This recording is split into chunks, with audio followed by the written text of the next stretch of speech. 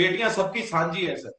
बेटियां वाह बहनें सुप्रीत सबकी। जी, आपका जो ये दलील रहती है ना, जो भी आपके खिलाफ हो उसमें दलील यही होती है, इसमें राजनीति नहीं होनी चाहिए। राजनीति किसमें होनी चाहिए? जो हमारे लिए मुफीद हो।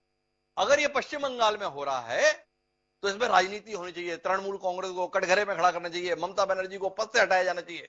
राजस्थान में हो रहा है, अरे क्या हो रहा है, अशोक गहलोत कैसा निकम्मा आदमी बैठा हुआ है, इस व्यक्ति को तुरंत पद से हटाया जाना चाहिए। छत्तीसगढ़ में हो जाए, भूपेश बघेल के हाथ में कुछ है ही नहीं।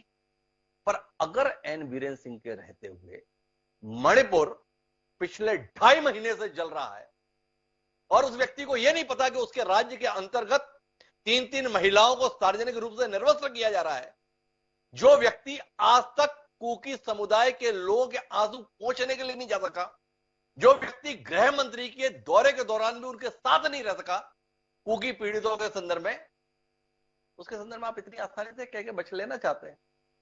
ये राजनीति का विषय नहीं, तो राजनीति किस पे करें? मेरे घर में रोटी अच्छी नहीं बनी इस पे? हिमांशु भाई, ये फिर से मैं आपकी बात का मतलब सम्मान करता हूं। मैं कह रहा हूं बेटियां और बहनें सबकी सांझी होती हैं।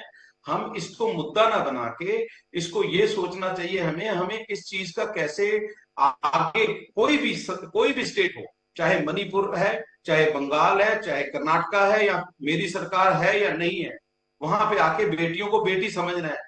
ये नहीं सोचना हमने कि उसमें बेटी पे आके राजनीति करनी है। और इसको कितना राजनीतिक विषय बना के हम अगर ज्यादा तूल दे रहे हैं तो हम कर क्या रहे हैं, मकसद हमारा क्या है? हम सरकार को इस बात पे घेर रहे हैं और मुद्दा बना रहे हैं इसको, उस भाई लड़की को मुद्दा तो बनाएंगे ही। आपने भरोसा दिलाया देश को कि आप एक मजबूत सरकार हैं, आप एक दमदार सरकार हैं। आपकी सरकारों के रहते हुए असामाजिक तत्व किसी भी प्रकार से अपने मंसूबों में कामयाब नहीं हो सकते हैं। देश में प्रदेश में कानून का राज रहेगा, मानवीय अस्मिता सुरक्षित रहेगी, मानवीय गरिमा का सम्मान रहेगा। पर पिछले 2.5 महीने से एक आम आदमी का जीना मुहाल हो गया सुप्रीत जी। इसके संदर्भ में आप कहीं शर्मसार हैं? क्या आपने एन बीरेन सिंह को पद से हटाने के संदर्भ में कोई फैसला लिया, जिस व्यक्ति के संदर्भ में सीधा आरोप है कि इसने सामाजिक विद्वेष को बढ़ावा दिया, मैतेई समुदाय को संरक्षण देने की खातिर कुकी समुदाय के साथ में जाति की गई, यह आरोप लोग लगा रहे हैं। एक हिंदू और ईसाइयत के बीच में झगड़े का वातावरण 38 लाख की आबादी वाले मणिपुर में निर्मित हो गया। क्या एक सरकार के रहते हुए, एक लोकतांत्रिक सरकार के रहते हुए ऐसे सामाजिक वैमनस्य के निर्माण के लिए किसी को जिम्मेदार नहीं ठहराए? और अगर किसी संदर्भ में सवाल हो जाए तो इसमें राजनीति नहीं होनी चाहिए, ये कह के बच लिया जाए?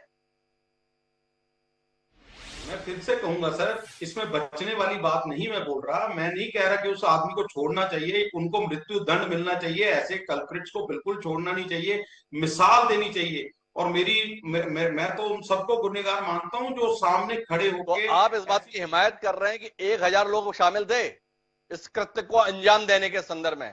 तो ऐसे 1,000 लोगों के मृत्यु दंड की पैरवी कर रहे हैं सुप्रीत सिंह मल्होत्रा जी?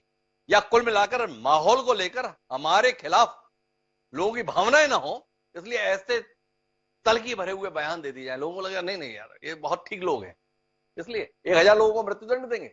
1,000 से ऊपर लोग शामिल थे इस घटना को अंजाम देने के लिए।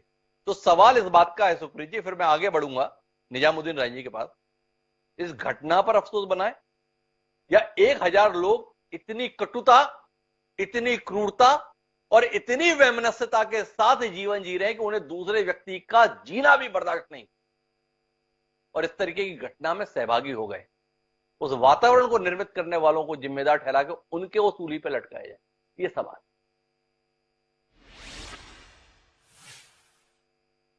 जी सुप्रीत जी।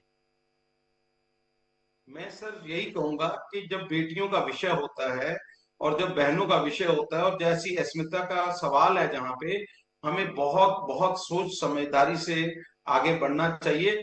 1,000 लोगों ने जिन्होंने देखा, मैं उनको कल्प्रिट ही मानता हूं, क्योंकि वो लोगों को उस टाइम पे खड़े होना चाहिए था। एक समाज ऐसा, एक हम लोग सब लोग इसमें विचार करने लायक है ये। उसमें 1,000 में कोई एक ये नहीं हो सकता कि सब लोग एक ही पार्टी के समर्थन में होंगे। वो